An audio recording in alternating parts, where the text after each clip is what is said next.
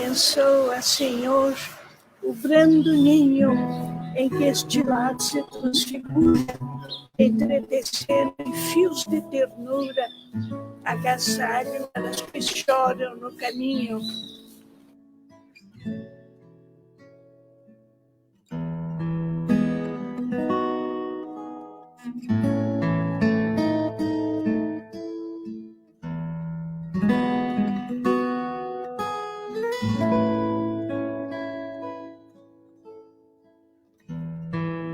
O Abrigo Espírita Oscar José Pitã foi fundado em 1949 e desde então vem amparando o idoso carente com muito amor e dedicação.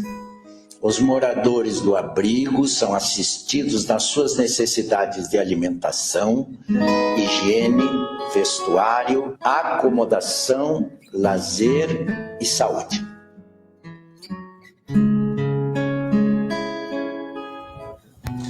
Mergulhamos no escuro torvelinho de nossa própria senda, estranha e dura. Avançamos nós mesmos à procura do asilo tutelar do teu carinho. O abrigo é também uma sociedade espírita organizada no sentido da divulgação do espiritismo. Suas atividades se desenvolvem através de reuniões de exposições doutrinárias, grupos de estudos, reuniões mediúnicas, transmissão de passes, atendimento fraterno, entre outros.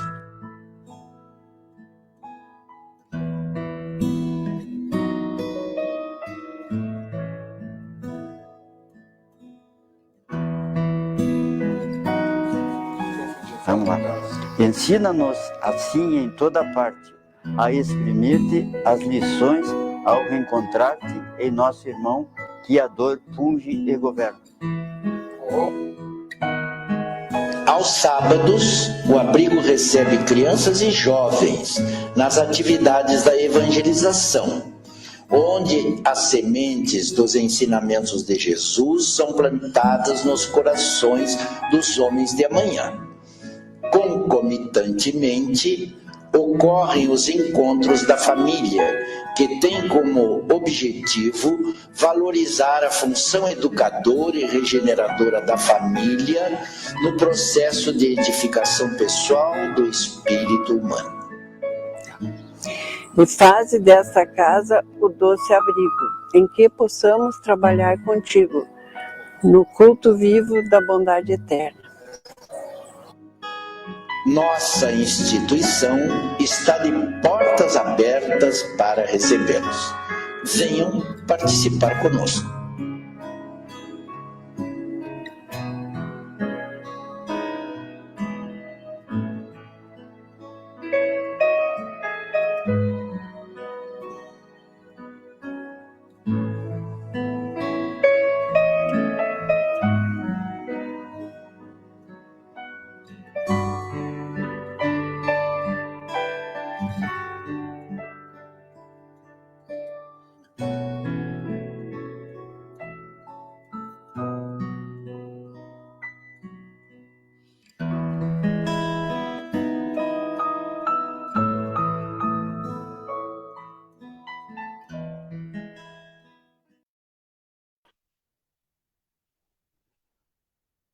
Bom dia a todos os queridos irmãos do nosso abrigo, do nosso movimento espírita. Que Jesus nos ampare, nos abençoe sempre.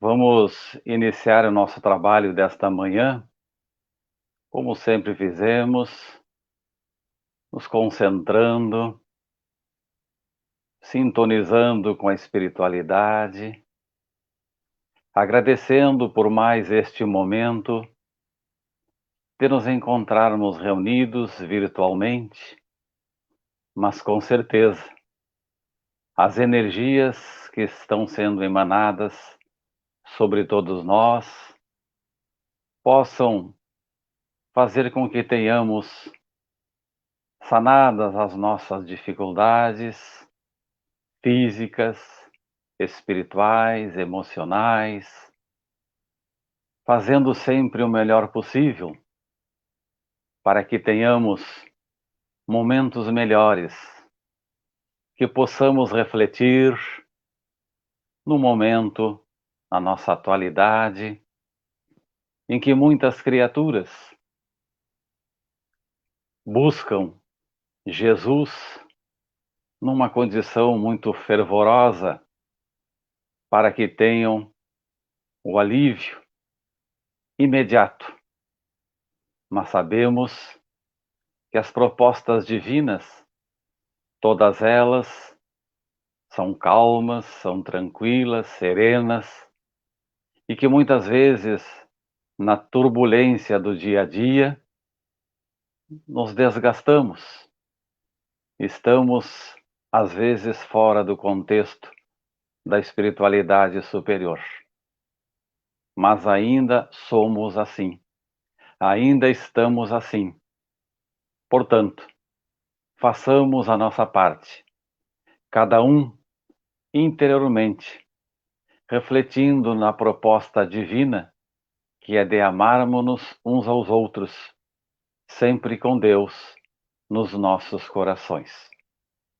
Em nome de Deus, de Jesus, dos mentores amigos do nosso abrigo, do nosso movimento espírita, coordenados pelo nosso querido Dr. Pitã, agradecidos, iniciamos o nosso trabalho desta manhã.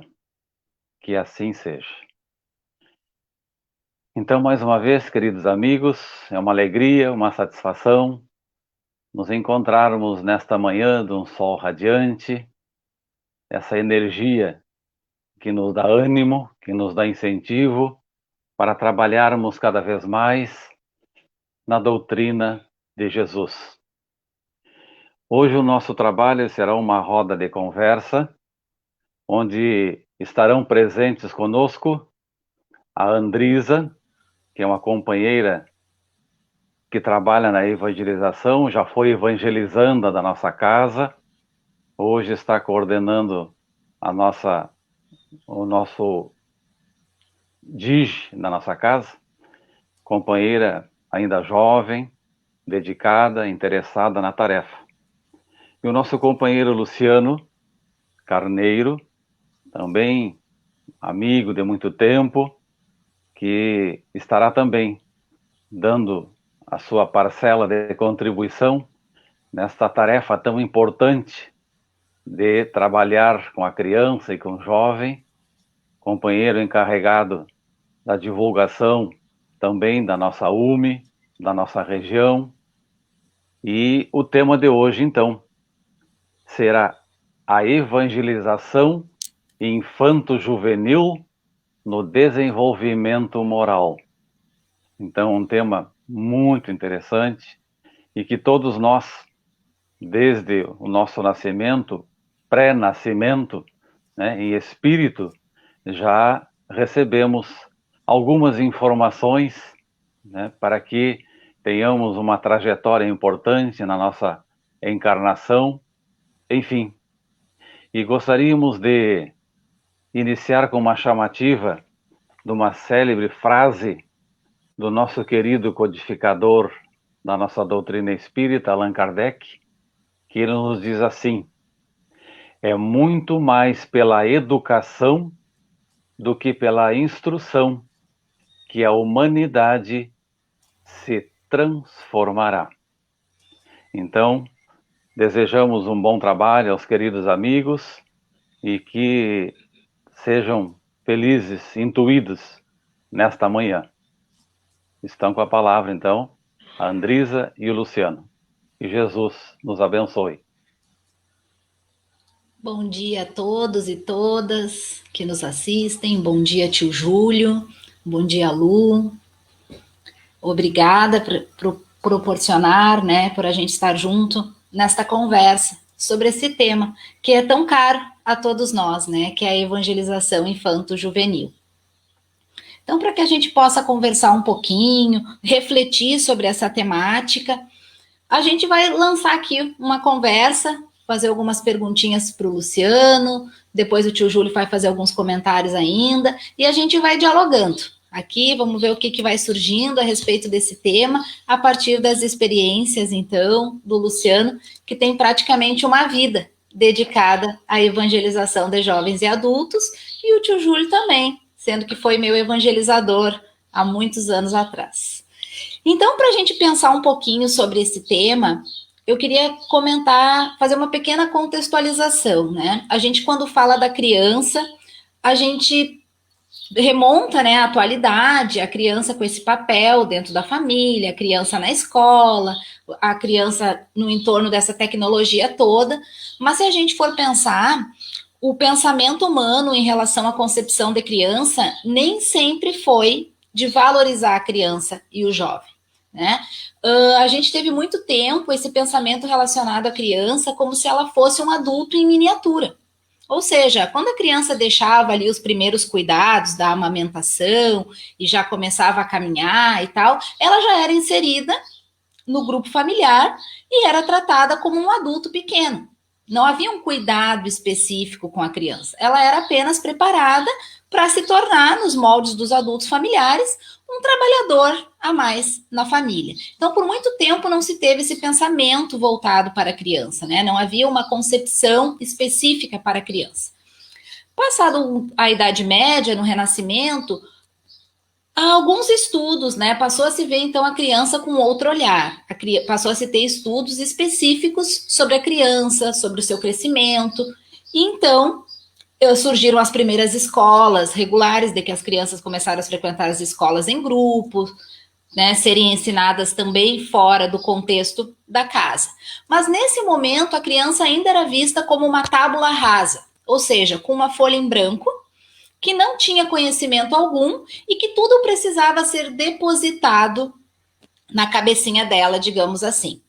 Então, já havia estudos relacionados à criança, né? Mas ainda não era o que nós temos hoje. Hoje, por exemplo, a criança já é vista como um sujeito, né? Como um indivíduo histórico-social. Então, é um ser que se cresce, né? Já trazendo as suas singularidades, que já traz tudo aquilo que está no seu meio, então ela é histórica e socialmente constituída por tudo aquilo que está à sua volta. E a criança, então, passa a ser vista com um outro olhar. Isso tudo dentro dos estudos científicos, né? A criança assume esse papel mais protagonista, com estudos específicos sobre ela. Com a doutrina espírita, esse conceito ele se amplia, porque, então, além de sujeito histórico e social que ela é vista na sociedade, pela doutrina espírita, ela passa a ser também vista, né, pensada como um ser espiritual.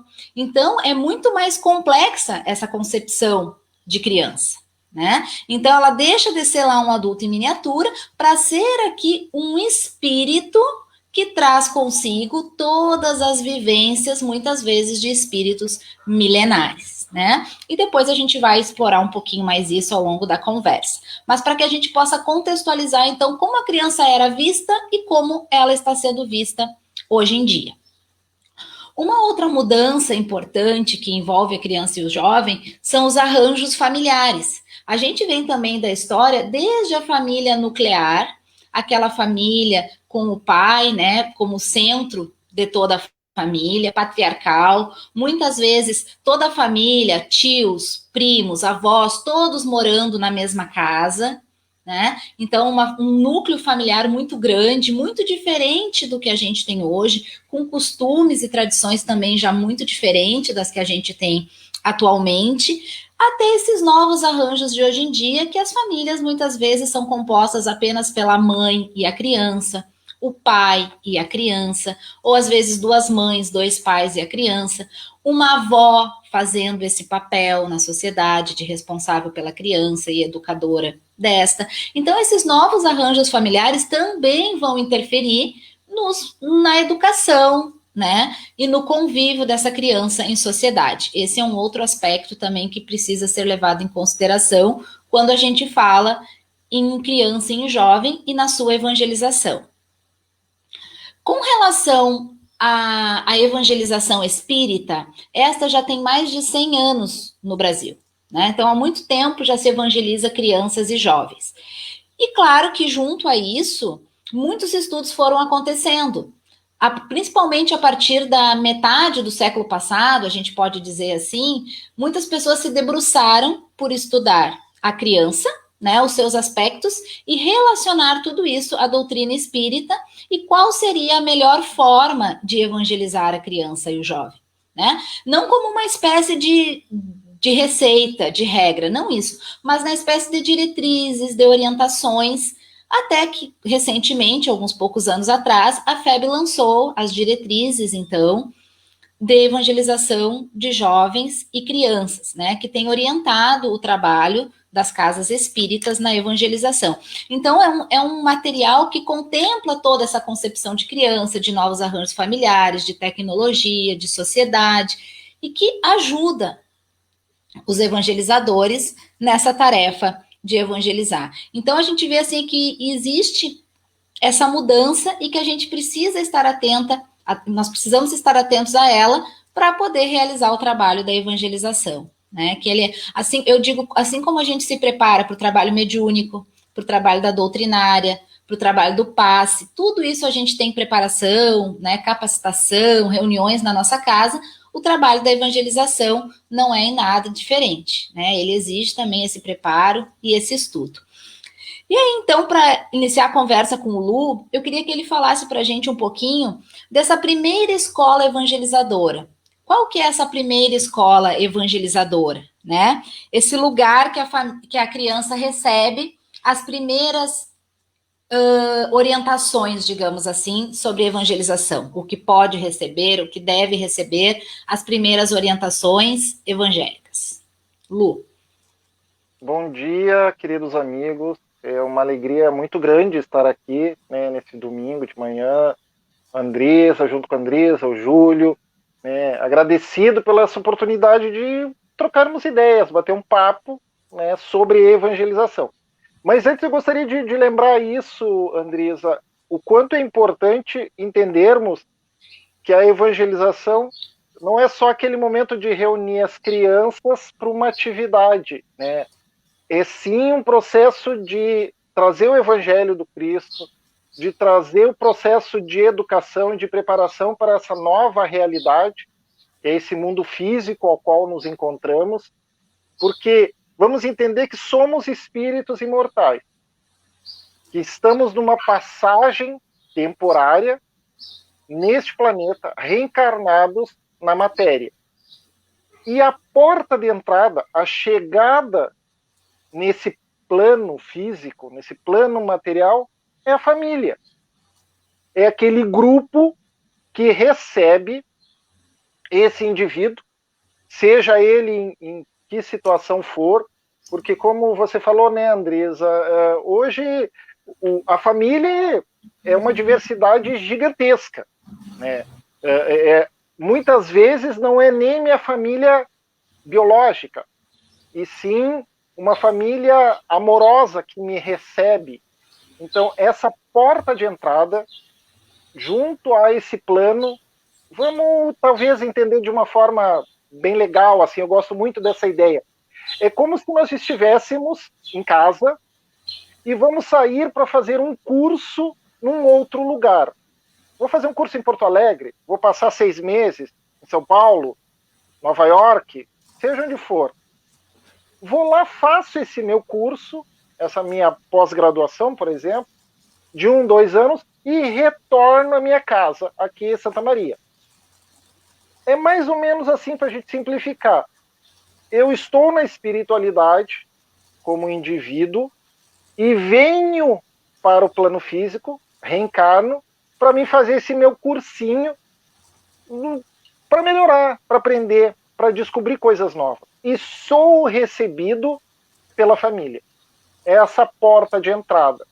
É o núcleo educador, preparador, que me recebe e vai me ajudar, porque eu saindo daqui e indo para Nova York, eu preciso saber o inglês muito bem. Então lá eu vou ser recebido por pessoas que vão me ajudar nesse processo de uma nova língua, de uma nova cultura, de um novo aprendizado. É a mesma coisa que a família vai fazer isso. Claro, é uma relação um pouco grotesca, mas ela nos ajuda a entender a importância da família aqui. E nisso, a família também é um encontro ou um reencontro de espíritos de uma diversidade gigantesca, de outras vidas. Possivelmente nós já nos encontramos em outros momentos, em papéis diferentes, em papéis às vezes invertidos, ou com relações de amizade, de inimizade, de antipatias, que a gente se reencontra. E estamos todo mundo ali juntos, reunidos, né, como nesse bate-papo, tentando se reajustar. E nessa caminhada, a família tem diversos papéis, que a gente já conhece, já ouviu falar, de educar, de preparar, preparar para um futuro. Mas muitas vezes nós estamos muito preocupados com o futuro material. Ele vai fazer uma faculdade, que vai ter um bom emprego, que vai ter uma boa casa, que vai ter um bom relacionamento afetivo, que tem um bom companheiro ou companheira de caminhada. E encerramos por aí. Mas a família se estende muito mais do que isso. Eu vou dar um exemplo que é fácil da gente entender assim. Nós vivemos num momento que a gente está falando bastante sobre vacinas, sobre doenças, né? Por quê? Porque nós precisamos fisicamente ter anticorpos para poder suportar as possíveis doenças da nossa vida, que a gente vai encontrar, inclusive no exato momento, né? De vírus, de bactérias, de enfermidades que podem nos atingir. Então nós precisamos ter, biologicamente, os anticorpos. A família, uma das tarefas da família é auxiliar esses espíritos, essas crianças que vêm, a ter, por exemplo, anticorpos sociais. É ter um mecanismo que auxilie a ele enfrentar as dificuldades, as enfermidades que vão ter nessa sociedade. Muitas vezes nós, ou a criança, vai ser criticada, vai ser xingada, vai ser chamada ou dita alguma coisa para ela, e ela tem que estar preparada para receber isso, processar e tomar uma decisão de que caminho seguir. É ter um anticorpo social, e a família auxilia nisso. Então tem diversas coisas que a gente poderia, né, falar sobre família, mas eu lembrei disso, assim, anticorpo social é algo importante, que a família auxilia a criança a se preparar a enfrentar o caminho, né? Lu, e pensando assim, ó, dentro de casa, né, porque a evangelização, ela não é só na instituição espírita. Dentro de casa, como que a família pode, né, de repente não tem um centro espírita próximo, ou muitos centros espíritas já começam com a evangelização a partir dos 3 anos de idade, embora a gente já tenha evangelização para gestantes, né, para os bebês dentro da barriga, para depois o bebezinho a partir do nascimento, mas nem todas as instituições conseguem oferecer ainda, né? E aí, como que essa família já pode ir trabalhando com a criança essa evangelização dentro de casa? Bom, tem uma frase que é bem importante, que resume muito a questão do processo de evangelização. Cecília Rocha nos traz algo que é maravilhoso. Evangelizar é preparar para a vida. Então, evangelizar vem de evangelho, que é a boa nova do Cristo. Então, usar essa ferramenta, o evangelho de Jesus, os ensinamentos de Jesus, para auxiliar essa criança, esse espírito que está reiniciando uma caminhada de aprendizado, né? Às vezes a gente associa muito, ele veio reencarnar porque tem que pagar as coisas do passado. Não, veio reencarnar para ser melhor, para aprender. Se teve coisas no passado ruim, vai se corrigir, mas o processo é de melhor, é de aprendizado. Então, Cecília Rocha traz isso, é preparar para a vida. A tarefa dos pais que podem contribuir nesse processo de evangelização é preparar a criança para a vida, de uma forma amorosa, respeitosa, trazer para ela as informações do evangelho, de respeito a todos como irmãos, indistintamente, independente da situação do outro que está à nossa volta. Dar o exemplo é a coisa mais importante que um pai, uma mãe, um tio, um avô pode fazer. É exemplificando. Porque a criança, ela vai copiar tudo que a gente faz. Quem tem crianças em casa, da idade que for, sabe que eles se tornam muito espelho, vamos usar essa ideia, né? Eles repetem, eles seguem muitas vezes atos, palavras, frases que a gente acaba usando. Então, o exemplo é muito forte. E, claro, para isso nós também precisamos fazer esse processo de mudança, né? Corrigir os nossos erros, corrigir as imperfeições que muitas vezes cometemos. Mas esse respeito, esse exemplo, essa amorosidade, essa correção, ela tem que ser amorosa, carinhosa, para que também eles não repitam isso futuramente. Muitas vezes alguns pais dizem, mas o meu filho é muito revoltado, porque a gente conversa com ele, ele já xinga.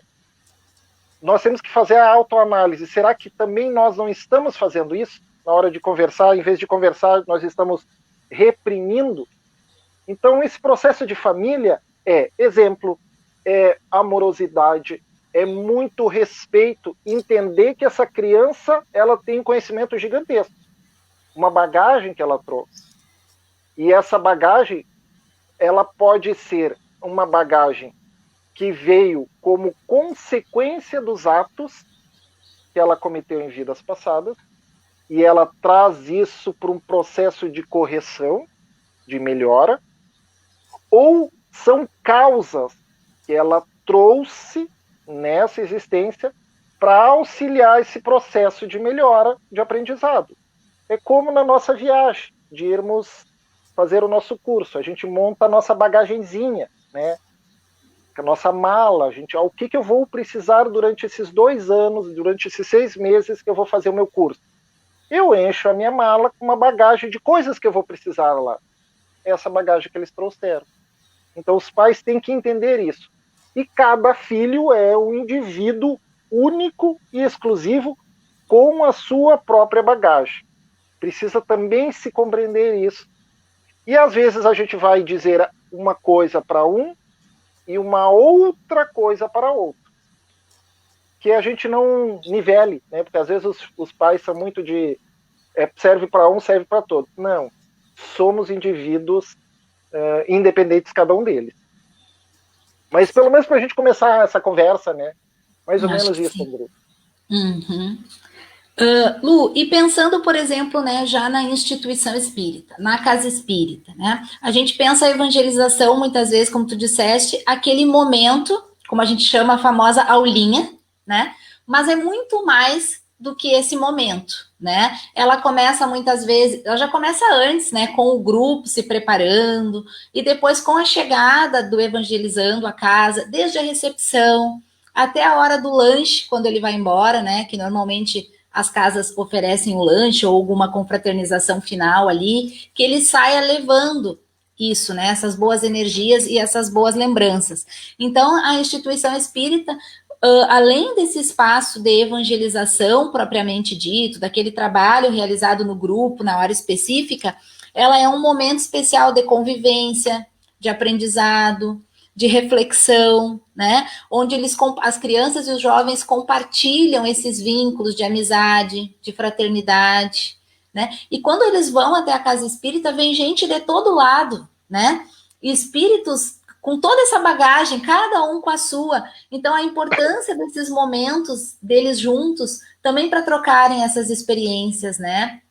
Às vezes a gente leva alguma coisa, assim, alguma temática, algo assim, e quando coloca para o grupo, cada um com a sua vivência, e a gente consegue ver no olhinho do outro, eles aproveitando aquilo ali, pensando, puxa, que realidade diferente da minha, ou então, olha, a mesma dificuldade que essa criança, esse jovem está tendo em casa, é a mesma que eu tenho, na minha casa também acontece assim, né? A importância desse momento da evangelização enquanto grupo, né? Para eles poderem fazer essa troca, esse aprendizado, né? Então, nesse sentido, eu gostaria que tu falasse um pouquinho Quem é esse evangelizando que chega nas nossas casas espíritas hoje em dia? Eu acho que você falou coisas bem interessantes para lembrarmos, Andresa, sobre esse processo de chegada. A evangelização é uma ferramenta que vem para contribuir com a família nesse processo de ajudar, de orientar, de oportunizar. Eu acho que a palavra oportunizar é uma palavra legal para a gente ter como referência. Vem oportunizar um espaço de aprendizado para essa criança, para esse jovem, né, que adentra no mundo físico e busca uma melhora. Porque antes de reencarnar, nós nos preparamos. Então, nesse começo de existência, nós temos mais claro em nós essa necessidade que nós acordamos lá antes de chegarmos aqui. Eu preciso melhorar. Eu vim aqui porque eu quero ser melhor. Eu vim aqui porque eu preciso corrigir determinadas coisas em minha existência. Isso está mais claro em mim. Esse processo de infância, Emmanuel traz e outros, né, trabalhadores da espiritualidade e trabalhadores nossos aqui encarnados trazem claro que esse primeiro período de infância é um período que não está completo. Reencarnatoriamente, nós passamos por um período de adaptação e de ligação com o corpo físico e com o mundo físico. Então, a criança, que é um ser espiritual, criado por Deus, né, ela participa, nesse momento de infância, de dois mundos. Ela está reencarnada, ela está no mundo material, mas ainda vive no mundo espiritual. Essa ligação física, material, se é que a gente pode dizer isso, entre esse espírito reencarnante e esse corpo físico, ele não se completa ao nascimento. Ele ainda anda lá pelos 7, 8 anos de idade, que a medicina, a ciência está trazendo esse completa maturação do corpo físico, da psique da criança. Ele se completa aos 7, 8 anos de idade. Então a criança, ela vive nos dois mundos, porque a ligação espiritual, perispiritual e corpo físico não se completou ainda. Ela vai se completando de acordo com o desenvolvimento do corpo físico, do desenvolvimento dos órgãos, né, de toda a constituição e formação do nosso corpo. Então essa criança, ela está nesses dois mundos. É muito fácil da gente entender que acontece coisas como, por exemplo, elas lembram de coisas de vidas passadas. Tem crianças que dizem, tu não é meu pai. Quando tu, numa outra vida, né, você me levou em tal lugar, você fez tal coisa comigo.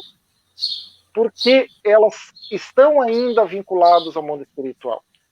Tem aquela história do amiguinho, né, imaginário, que as crianças enxergam quando são pequenas, aquele espírito benfeitor que está ali, né, ou às vezes não, porque às vezes a família, o grupo, estão envolvidos, né, com outros espíritos que acabam de alguma forma interferindo, porque nós temos que entender que nós estamos rodeados de irmãozinhos da espiritualidade, né, de alguma forma nos influenciar, já dizia Kardec, né, e a espiritualidade. Então a criança está nesse universo. Nós precisamos entender isso. Então quando uma criança diz, pai, eu vi tal coisa, mãe, eu não estou bem, a gente precisa ter um olhar não só biológico, está com fome, está doendo aonde, mas sim o que você está sentindo, para a gente ajudar ela nesse processo. E na evangelização a gente faz isso. Quando a criança chega lá, o evangelizador já recebe tendo essa visão de que alguma coisa além do corpo material está ali, presente.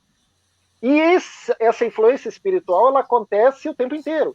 Então, a criança muitas vezes é preparada durante a semana, durante os dias que antecedem, para ser levada para a evangelização, para que lá ela possa ter uma experiência, uma vivência com outros espíritos encarnados ou não, de uma forma salutar. Isso é importante, porque muitas vezes a criança não tem isso durante a semana, durante os dias, né, por N situações. A gente sabe que muitas vezes o ambiente escolar não é muito legal, o ambiente da rua não é muito legal. Então a evangelização tenta oportunizar esse ambiente para essa criança lá. E a mesma coisa para a questão do jovem, só que o jovem tem uma diferença. A formação do corpo já está mais clara e definida. E aí o que acontece? Esse espírito que está com o seu corpo já fixo, formado, e essa ligação definida, a personalidade dele começa a aparecer. Porque até então a criança, estando nos dois mundos, material e espiritual, recebia muitas influências e muitas orientações. E aí, por não estar completamente ligado ao corpo, tem uma dificuldade, vamos usar essa palavra que fica mais fácil para entendermos, de assumir a sua real personalidade. E aí na adolescência, quando o seu corpo físico está praticamente formado, a ligação perispírito, espírito, corpo físico está completa, o espírito consegue assumir a sua real personalidade. E aí começa um processo de mudança, que muitas vezes os pais ficam desesperados, né? Porque quando ele tinha 8 anos era assim, agora com 12 está essa coisa. Antes era uma maravilha, a gente conseguia conversar, agora só fica na frente do celular e nem olha pra gente. Passa o dia inteiro dormindo e a noite inteira acordado. E a gente é outra pessoa, não é o mesmo.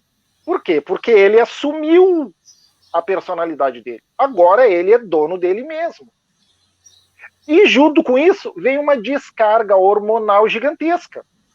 Que daí de manhã ele acorda emburrado, ao meio-dia ele está faceiro da vida, às 2 da tarde está melancólico e à noite quer matar o primeiro que encontrar.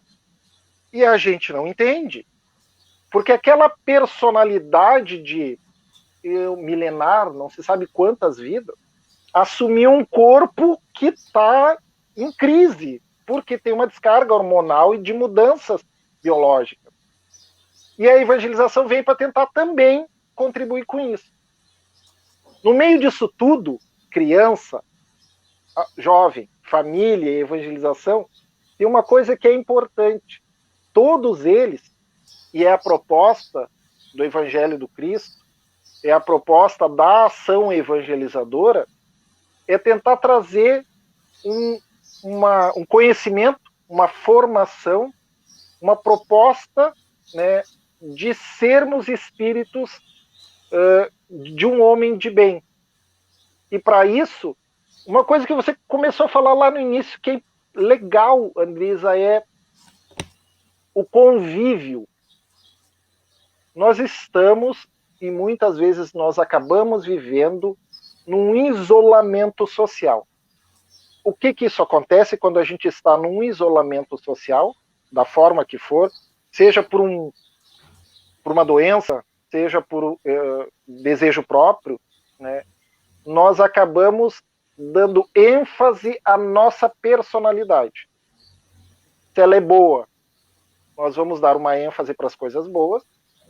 Se nós temos algumas dificuldades, né, algumas problemáticas, nós vamos dar ênfase para isso. O isolamento social faz isso com a gente. Quando a gente está em sociedade, nós desenvolvemos algo que a gente pode chamar de freio moral. Eu não vou fazer tudo o que eu quero, porque tem o outro na minha frente, e aí eu preciso dar uma freada. Eu não vou sair xingando todo mundo. Em casa, sozinho, eu posso fazer. Vou xingar a mesa, a televisão, o micro-ondas, né, o cachorro, as plantas que não crescem, o salário que não sobe, os preços que sobem. Mas na frente das outras pessoas eu preciso me controlar um pouco, porque senão vão me chamar de louco, né, ou de mais algumas coisas. Então eu tenho que me controlar. E aí eu tenho freio moral. Viver em sociedade, aí, né, lá nas leis morais do Livro dos Espíritos, traz um pouquinho mais para a gente entender esse viver em sociedade, o quanto é necessário. Na evangelização, nos auxilia isso. Então, a evangelização promove. E aí eu vou respeitar o outro, porque eu também quero ser respeitado. Então, esse freio moral é bem interessante e a evangelização nos ajuda bastante. Mas, Lu, oi. pode falar. Não, assim, Não, tranquilo. tá. E lembrando também sempre que essas crianças e jovens que vão até a casa espírita, né, nas tarefas de evangelização, muitas vezes eles não vêm de família espírita, né?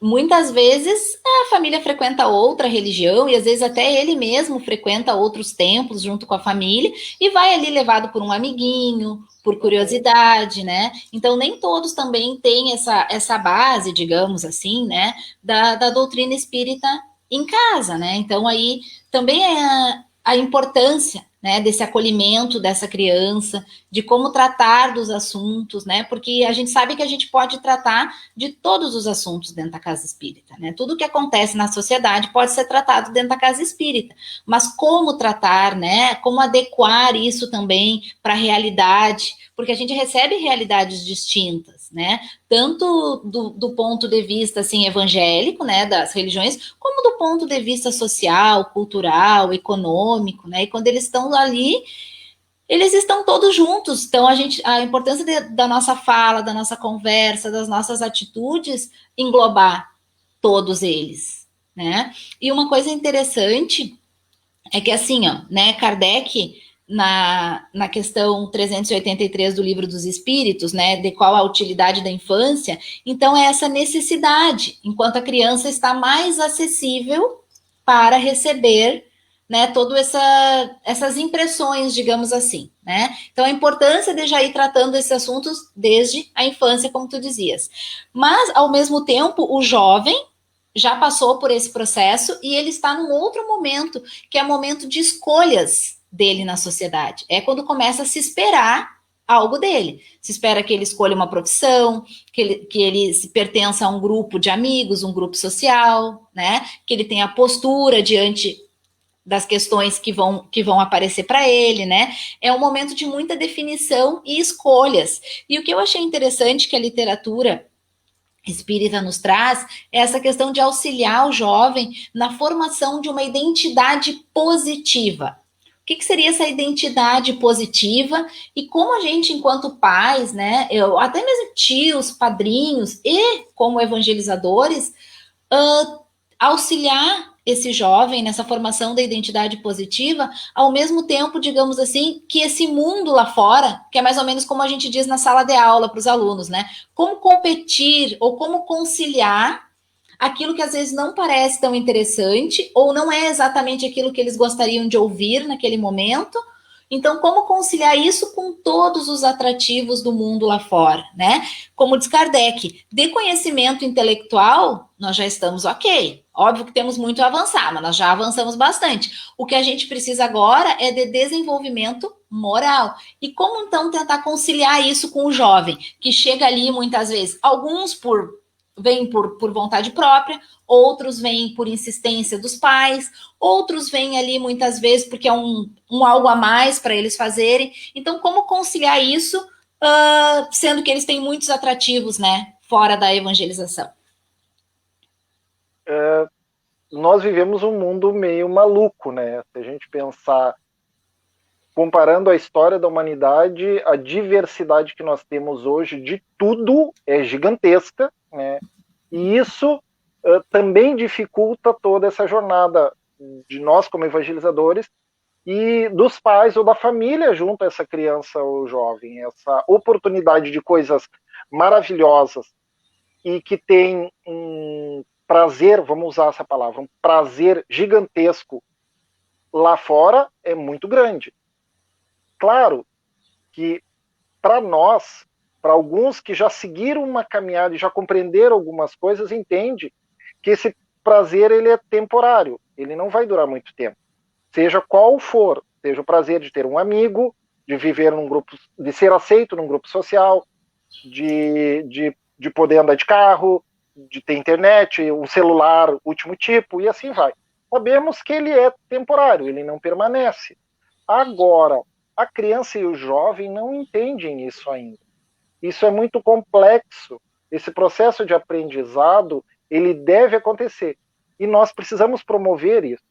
Por isso é importante a família entender essa construção ou promover esse tal anticorpo social.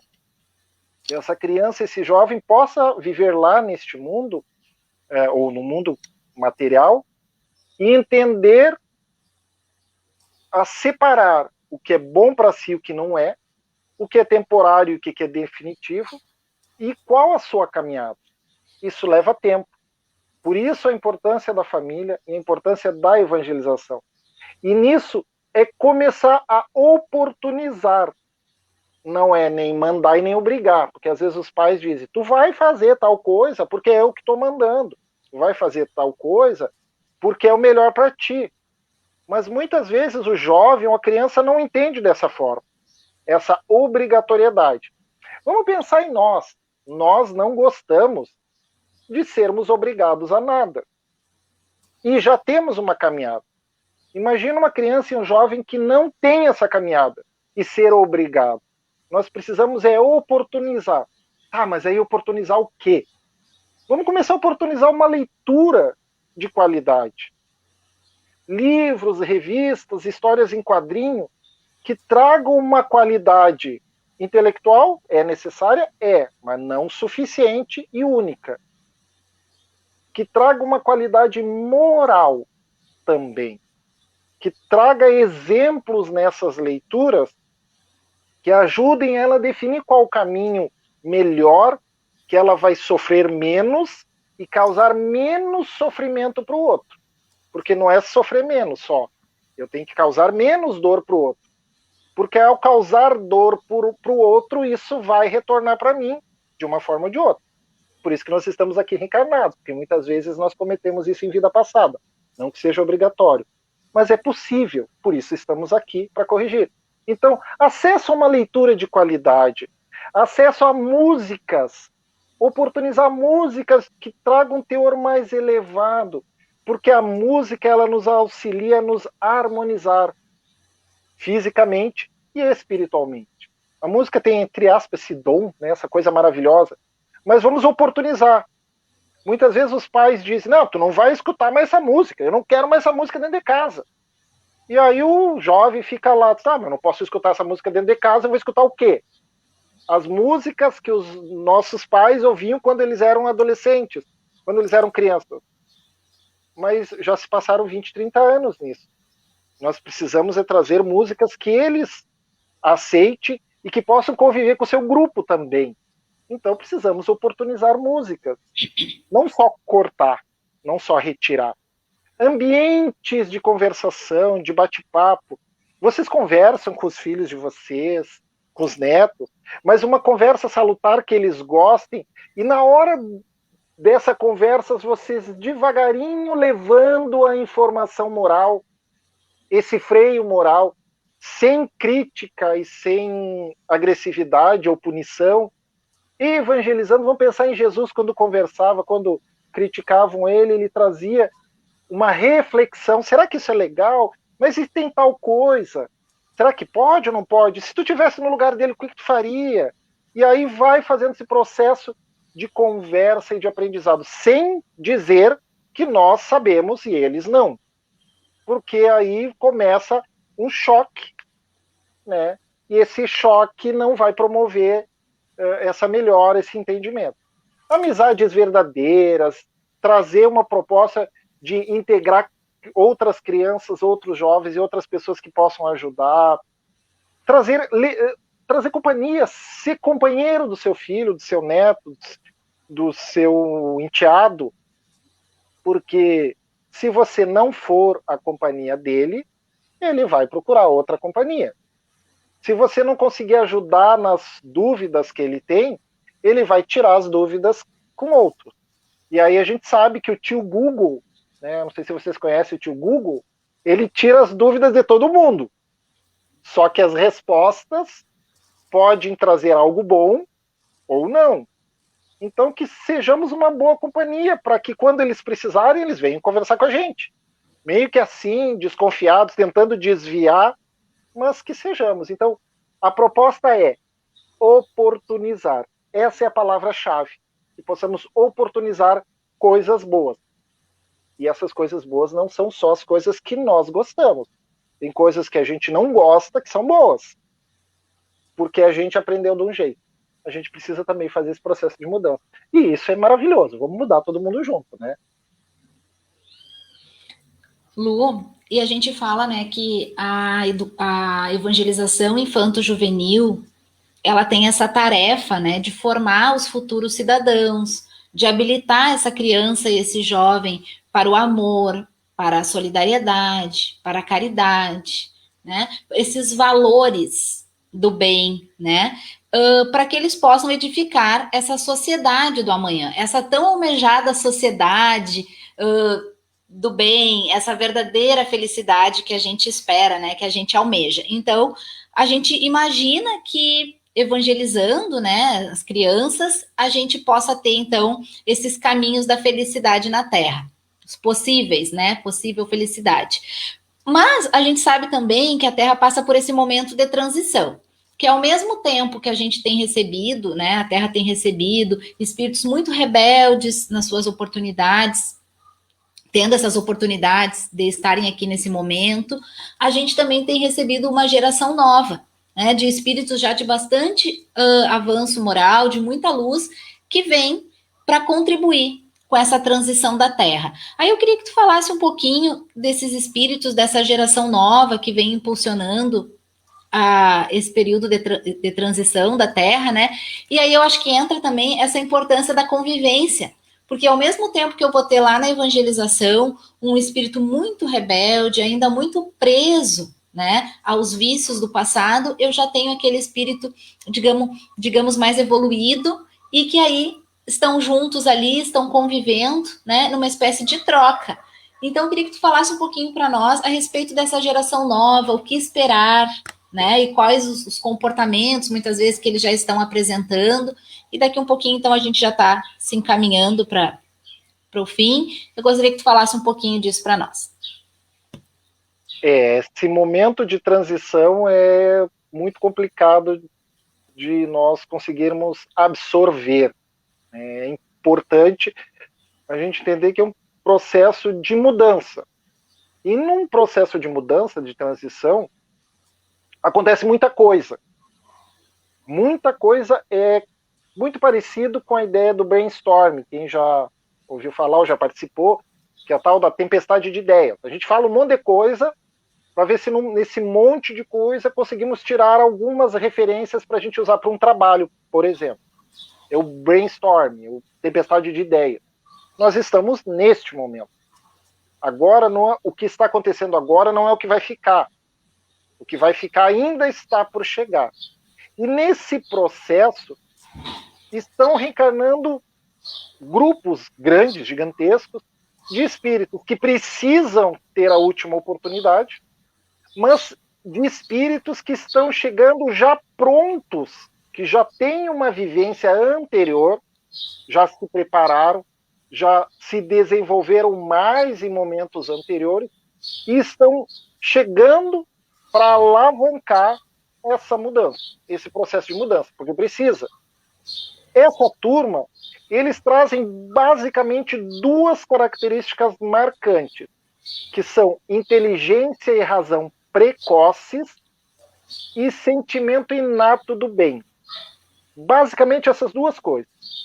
Eles trazem uma inteligência precoce. Com 2 anos de idade, eles sabem ler e escrever. Com 3, 4 anos, eles já falam outras línguas. Eles trazem uma diferença artística gigantesca. Muitos deles, às vezes, com 3 anos, sentam à frente de um piano, pegam um violão e já saem tocando notas musicais de ouvido, com tenra idade.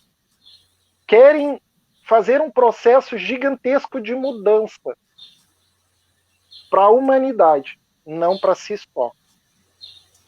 Tem crianças que querem, desde pequeno, querem se tornar astronautas e realizarem viagens espaciais, e são crianças com 5 anos de idade que você pergunta, ele descreve as constelações, o que tem, qual estrela é em cada uma delas, qual o tamanho e a grandiosidade da estrela.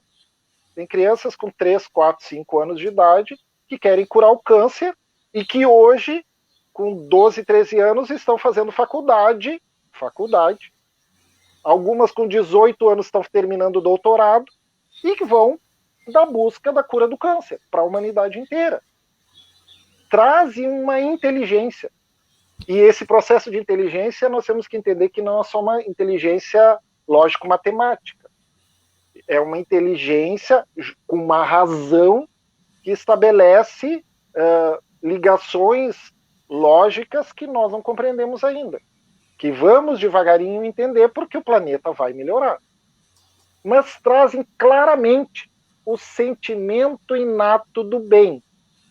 É aquela criança com 2 anos que a gente corta aquele bife suculento, hoje no domingo, né, aquele churrasquinho maravilhoso que nós gaúchos, no geral, culturalmente adoramos, e você vai dar a carnezinha para ela, oh, que delícia, isso aqui o papai está te dando, né, o papai fez, assou, a mamãe, né, fez um churrasco maravilhoso, e aí a criança olha e diz, não quero, mas tu tem que comer, porque tu tem que crescer, porque isso vai te dar, ficar forte, né, que nem o papai, que nem a mamãe, que nem a vovó. Não, mas eu não quero comer um animalzinho que morreu. E aí a gente entra em choque. Mas como assim? Tu vai virar vegetariano agora? Essa necessidade que eles têm de fazer o bem. De quando nós dizemos ou falamos uma palavra, ela vem e diz, isso não é legal, eu não gostei. E a gente diz, mas quem é tu? Tu tem 5 anos para dizer que não gostou do que eu falei. Tu vai aprender muito na vida ainda. Nós precisamos entender esse processo de crianças que estão vindo com isso. E nós, como família, como espíritas, como evangelizadores, que somos todos, porque tem a turminha da evangelização lá da casa espírita, né? Os tios, as tias, que a gente fala. Mas todos os outros são evangelizadores. Como você falou no começo, Andrés, aquela pessoa que está recebendo lá na porta da casa espírita é o evangelizador, que vai receber a criança, o jovem e o adulto. Ele é um evangelizador. A pessoa que está fazendo a palestra, ela é uma evangelizadora. A pessoa que está atendendo ali com o lanche, ela também é fundamental nesse processo de evangelização. Não é só o tio e a tia. Somos evangelizadores e precisamos, né, encarnar essa proposta de evangelização de alma, que Jesus nos trouxe há 2000 anos, como grande evangelizador. E essas crianças que vêm trazendo essas características de crenças espiritualistas, de acreditar, tem criança, tem exemplos dos Estados Unidos, de criança com 2, 3 anos sabendo ler e escrever, com 5 anos sabendo falar grego, e com 9 anos entrando na faculdade para provar que Deus existe. Está fazendo física para provar que Deus existe. Porque ele tem absoluta certeza dessa espiritualidade. E ele está aqui usando as ferramentas materiais do universo em que ele está inserido para provar algo imaterial. Olha que maravilha. Não é nem um processo de rebeldia. Eu vou usar as ferramentas que eu tenho para mostrar algo que ninguém vê. Então existe já. Só que estas crianças, elas vêm no mundo material. E nós, como pais, como família, como evangelizadores, precisamos auxiliar eles neste processo. De adequar, de canalizar esse conhecimento, essa vivência evangélica que ele já tem, para este mundo material, que tem celular, que tem internet o tempo inteiro, que tem uma violência, um preconceito gigantesco do lado de fora. Nós precisamos auxiliar eles a passar por isso, talvez trazendo anticorpo social, desenvolver esses freios, né, que a gente precisa com a criança e com o jovem, para auxiliar eles a enfrentar esse mundo que não é deles, porque eles vieram do mundo mais espiritualizado, mas permitindo com que eles desenvolvam a tarefa, a missão que eles estão aqui. Senão nós estaremos falhando como muitas vezes já falhamos em outras vidas, né, falhando novamente. E a falha não é só para mim, nem só para o meu filho. Muitas vezes a falha pode ser para a humanidade. Então, vamos oportunizar. Eu acho que, de novo, retomando esse caminho, né, que os benfeitores já nos trazem, vamos oportunizar a eles coisas boas. Lu, já que tu falaste que todos somos evangelizadores, né? Independente da gente estar trabalhando diretamente lá na casa espírita, ou de sermos pais, avós, a gente é evangelizador em todos os momentos da nossa vida, né? E tem uma frase da Meimei, espírito, que é bem interessante, que ela diz assim, ó, que qual é o nosso papel no mundo? Conduzir as crianças a Jesus, a despeito das nossas imperfeições e das lutas e embates da humanidade, características do atraso moral que nos encontramos. Então, a gente, enquanto evangelizadores, né, a gente ainda está cheio de vícios, né, está num atraso moral coerente com o atraso moral que a Terra se encontra ainda, né? Mas a nossa tarefa é conduzir as crianças a Jesus, ou tentar ao máximo conduzir as crianças a Jesus. E já para finalizar, acho que a gente ficaria aqui a manhã toda, mas a gente tem tempo, né? E já estamos esgotando. Tem uma mensagem do Espírito Meimei que conta uma tarefa muito linda de uma pessoa desencarnada, né? De um espírito socorrista no plano espiritual. E aí, quando ela é interrogada, ela conta a história dela, que era uma criança que nasceu numa família, como a gente costuma dizer, desestruturada, foi viver na rua e um dia dormiu embaixo de uma marquise de um centro espírita. Quando acordou, foi acolhida pela evangelizadora, que a abraçou, e esse já foi o maior presente, ela que nunca havia sido tratada daquela forma em lugar nenhum na vida, né? Ela tinha 12 anos. E aí, então, ela é colocada para dentro do centro espírita, ganha o lanche, né, que já ficou muito feliz com aquele alimento, aquele pão, aquele leite, e depois a evangelizadora diz assim para ela, agora, minha nova amiguinha, vou lhe dar um alimento que é mágico, pois você nunca mais terá fome. Jesus, você já ouviu falar nele? Né? E esse era um espírito, então, que estava assim, socialmente, tinha tudo o contrário, né? Só que depois desse momento que foi transformador, essa evangelização foi transformadora, que ao desencarnar, ela acaba realizando um trabalho maravilhoso no plano espiritual de acolhida. Então, quanto a evangelização pode ser transformadora, né? Então, eu queria te agradecer a presença na manhã de hoje, deixar aí um segundinho, se tu quiser dizer mais alguma coisa, um fechamento para nós, teríamos muito para conversar, e aí eu já vou passar para o tio Júlio, para ele deixar uma mensagem para nós também e encerrar. Muito obrigada, Lu, e já obrigada, tio Júlio. Vamos lembrar disso, essa história é maravilhosa para a gente entender que o processo de evangelização, ação evangelizadora, é um plantio. São sementes que vamos plantando. Que talvez não vejamos imediatamente o nascimento dessa planta, a frutificação dela. Ela vai acontecer com o tempo. Quando essa criança e esse jovem passarem por esse processo de necessidade, eles vão recorrer a essas sementes plantadas, seja nessa vida ou na próxima.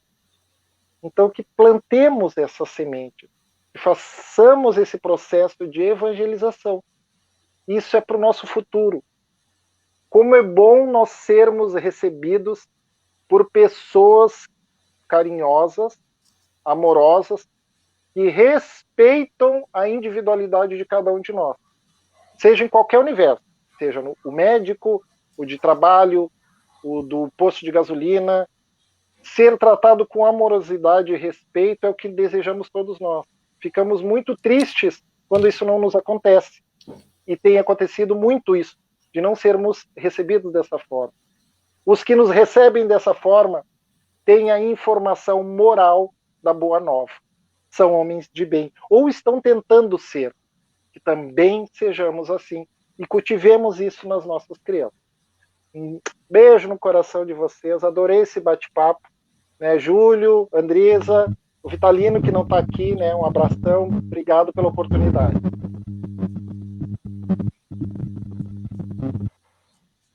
Nós é que agradecemos a vocês por essas belas informações, suas colocações nesta manhã.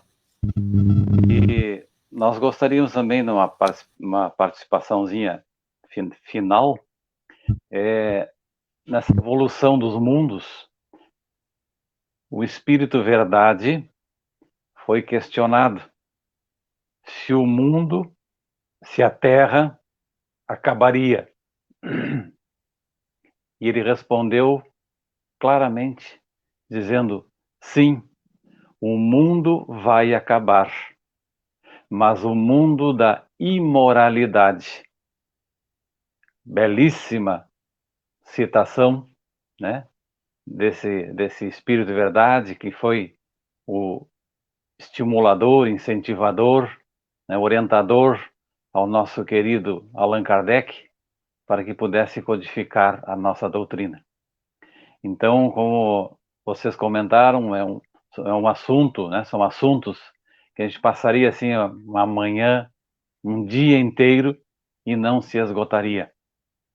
Mas cabe a nós, pais, evangelizadores, responsáveis, como o Luciano falou, né, de darmos o melhor aos nossos filhos também, não só no lado material, no lado físico, mas muito mais ainda, uma proposta que eles levarão para a eternidade e nos serão, quem sabe, um dia agradecidos por tudo que receberam de nós. Então, mais uma vez, queridos amigos, em nome da nossa casa, em nome do Abrigo Espírita Oscar Pitã, agradecemos a participação de vocês e que tenhamos, quem sabe, uma outra oportunidade, né, mais adiante, para darmos também continuidade a esse assunto. Vamos convidar então aos nossos irmãos, salientando que na próxima quinta-feira, às 20 horas, então os irmãos que quiserem ou não puderam hoje, né, estarem presentes no nosso trabalho, né, na nossa exposição, estão mais uma vez então convidados a participarem conosco. Então vamos agradecendo a Deus, a Jesus, aos mentores amigos, que com certeza os companheiros foram intuídos a nos trazerem essas belíssimas orientações, nos chamando a atenção a nós adultos, a nós pais, avós, responsáveis, evangelizadores, como dissemos, enfim, seja lá qual for o nosso papel, a nossa tarefa.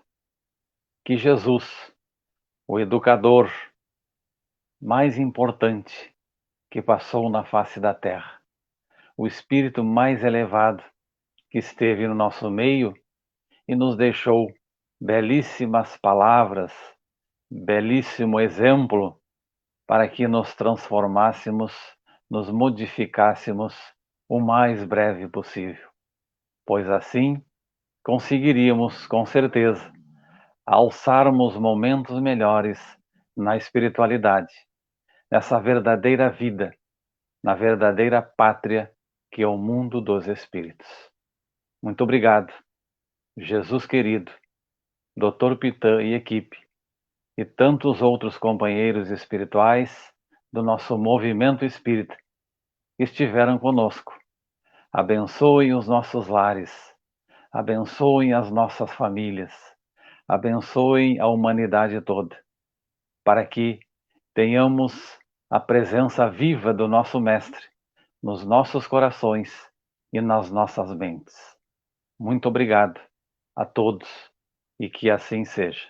Uma boa semana.